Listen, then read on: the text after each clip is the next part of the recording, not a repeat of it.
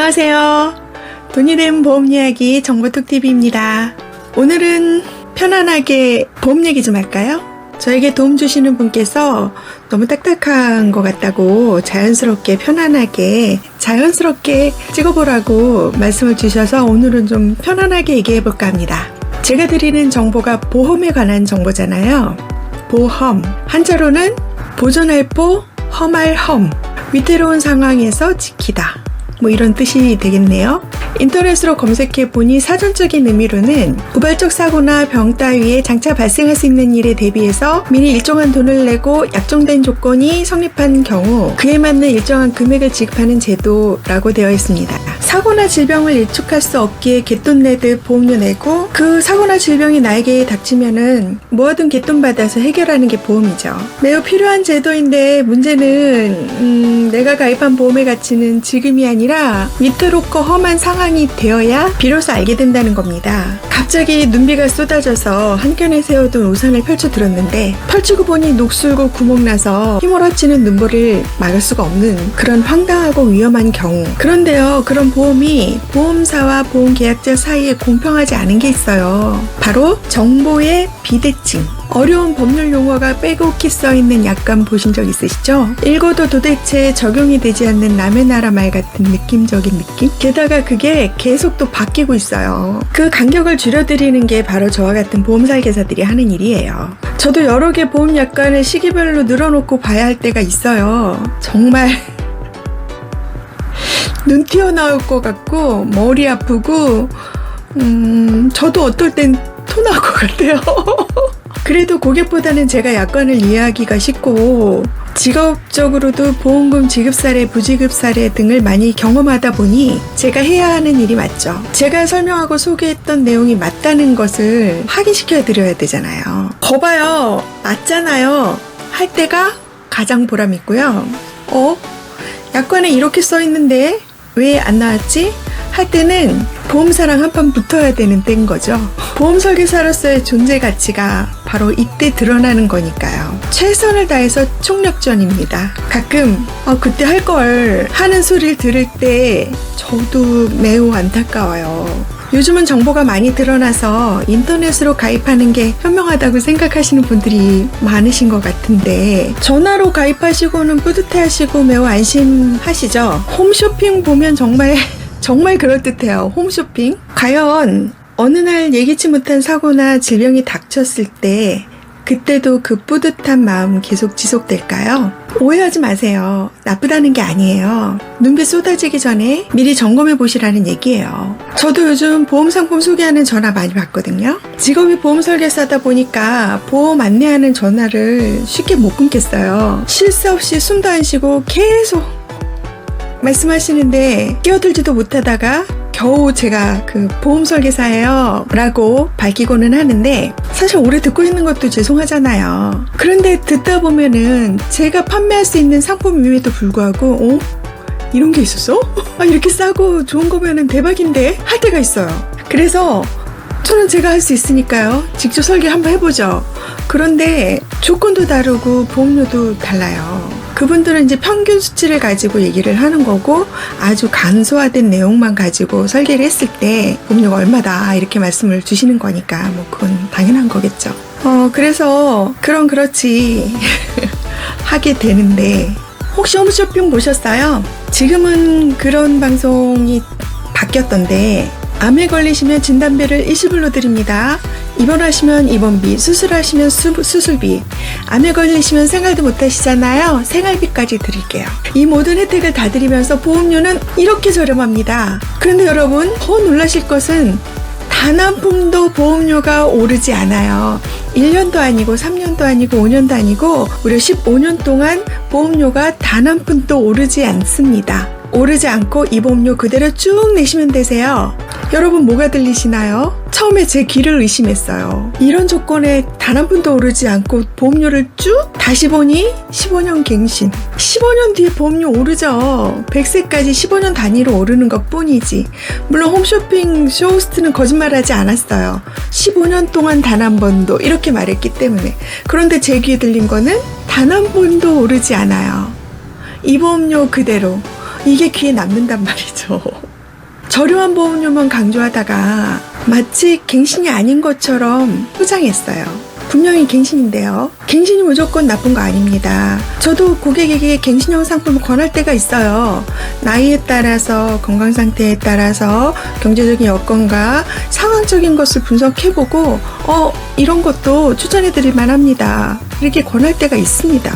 다만 다른 것은 정보를 다 드리고 이것은 장점이 무엇이고 이것은 단점이 무엇이에요. 모든 정보를 드리고 선택하게 해드린다는 게 그게 다른 거죠. 내가 보험 전문가가 아니라면 이 모든 것들을 다 파악하고 확인하고 가입이 가능할까요? 홈쇼핑에서 모든 상황을 다 설명해주고 방송하진 않죠. 방송했다 하더라도 제가 듣고 싶은 것만 듣죠. 인터넷으로 가입하실 때도 마찬가지예요. 정말 이해하고 가입하시나요? 고지는 제대로 하셨나요? 이렇게 저렇게 가입은 할 수 있습니다. 정작 보험금을 타야 할 때 나를 대신해서 약관을 이해하고 내가 가입한 보험은 해당이 되는지 안 되는지, 보험회사에서 보험금은 제대로 계산되어서 나왔는지, 부지급되면 왜 안 되는지를 따져줄 사람이 있으신가요? 보험금에 대해서 잘 몰라서 못 찾는 일 없으신가요? 보험회사는 보험이라는 공적 사업을 하는 곳이니 보험 사기꾼들한테 허투루 보험금 쓰면 안 되는 거 맞습니다. 잘 따져야죠.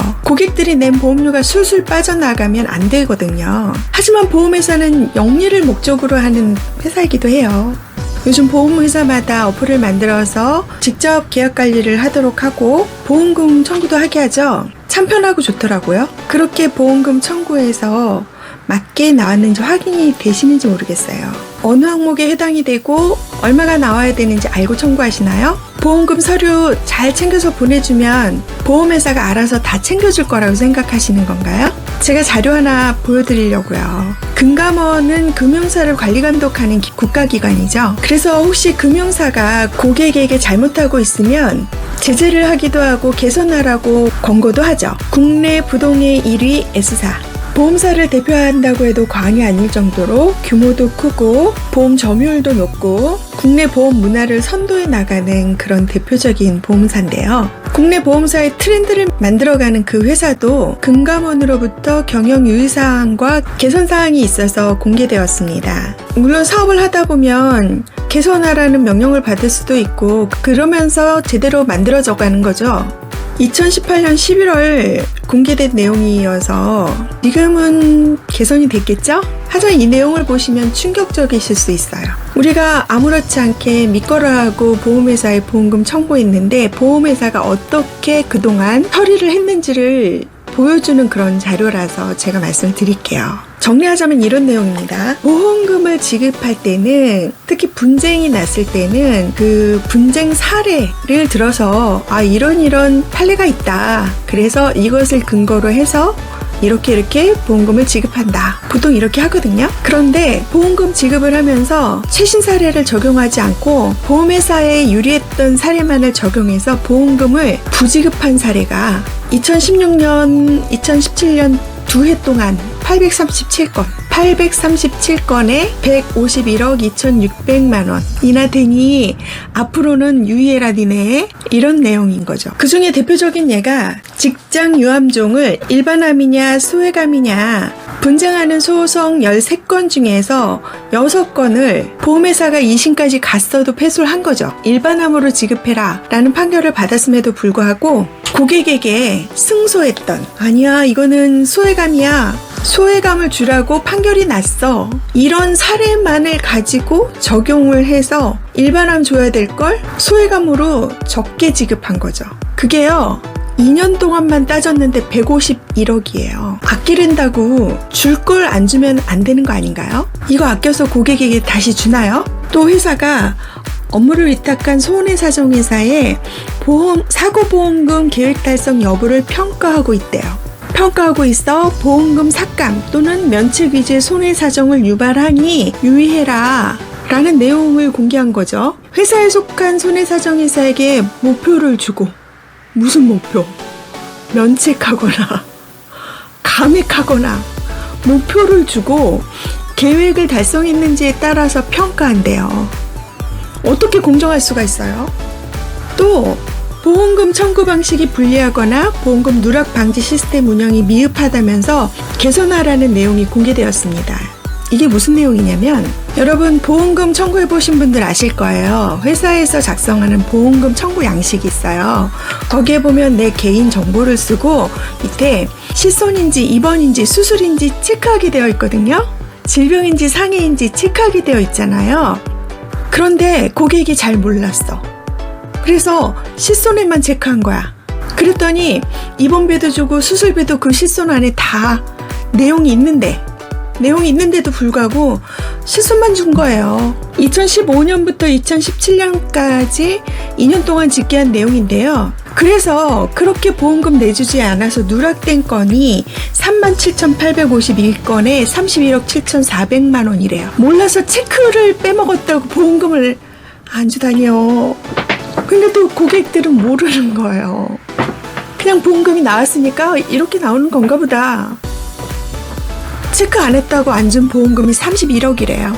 그 외에도 의학적 소견이 필요한 보험금 청구에 대해서 객관적인 심사를 해야 함에도 불구하고 내부 의료 심사만을 근거로 보험금이 삭감된 경우가 전체 의료 심사한 47,909건 중에서 46.3%가 제3기관 의료자문 없이 삭감되었습니다. 제3기관 의료자문을 시행한 건은 2.8%. 무슨 얘기예요? 회사에 속해 있는 촉탁의한테만 심사를 받은 거죠. 공정할 거라고 보세요. 요청할 수 있습니다, 여러분. 나는 이런 의사한테 심사받겠다. 그거 제 권리잖아요. 이런 내용을 알고 있는 저희 같은 설계사들은 보험금 청구하고 그냥 넘어가지 않죠. 꼭 확인합니다. 제가 받는 수수료는 고객님이 주시는 거니까요. 보험 설계사는 보험회사를 대변하는 사람이 아니고 오히려 보험회사를 감시하는 역할 쪽입니다. 정보가 있으니까 그 정보를 근거로 해서 요구할 수 있는 거죠. 가입은 인터넷으로 하고 정보는 여기저기서 받으면 되지 라고 생각하시는 건 아니시죠? 오늘도 보험금 찾기는 계속됩니다. 고고고!